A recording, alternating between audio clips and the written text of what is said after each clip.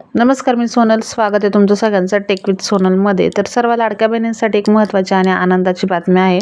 तर लाडक्या बहीण योजनेतील सर्व महिला लाभार्थ्यांसाठी आता ई-KYC करण्यासाठी आता पुन्हा एकदा नव्यानं ऑप्शन सुरू करण्यात आलेला आहे. तर ई-KYC करण्यासाठीची अंतिम तारीख 31 डिसेंबर 2025 होती, परंतु आता ई-KYC करण्यासाठीची तारीखसुद्धा आता इथे वाढवून देण्यात आलेली आहे. तर 31 मार्च 2026 पर्यंत तुम्ही पुन्हा एकदा तुमची ई-KYC करू शकता.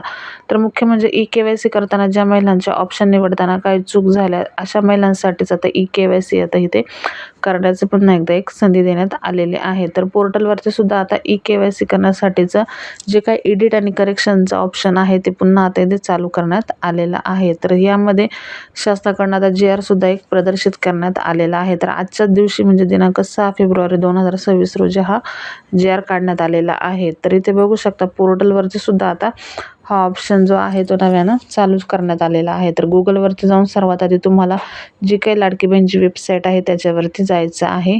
जर लिंक हवी असेल तर खाली मी डिस्क्रिप्शनमध्ये देते. तर इथे बघू शकता लिंक ओपन केल्यानंतर ई-KYC ची संधी फक्त या लाभार्थ्यांना आहे ज्यांच्याकडून ई-KYC करताना चुकीचे पर्याय निवडण्यात आलेले आहे.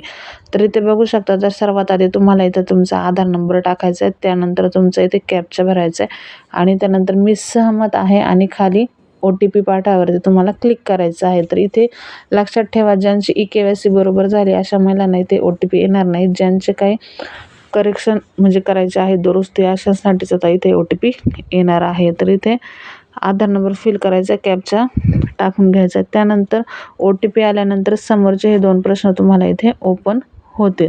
त्यामध्ये मुख्य करून याच प्रश्नांमध्ये महिलांच्या चुका झालेल्या आहे म्हणून पुन्हा एकदा ह्या प्रश्नांसाठीच ई-KYC चालू केलेले आहे.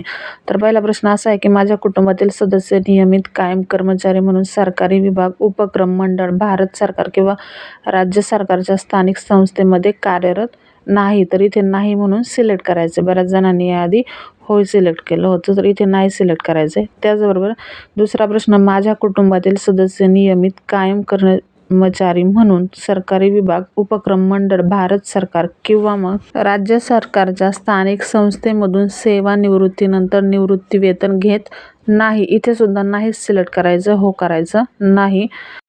त्याचबरोबर उपरोक्त A व B मध्ये देण्यात आलेली माहिती खरी असून खोटे आढळल्यास खोटी माहिती दिल्याप्रकरणी सक्त कारवाईस पात्र राहील. ह्या ऑप्शनवरती क्लिक करायचं आहे आणि सबमिट बटनावरती पुढे जाऊन तुम्हाला क्लिक करायचं आहे. त्यानंतर तुम्हाला एक स्क्रीनवरती मेसेज दिसेल की तुमची ई-KYC ही सक्सेसफुली झालेली आहे. असा प्रकारचा मेसेज तुम्हाला दिसेल.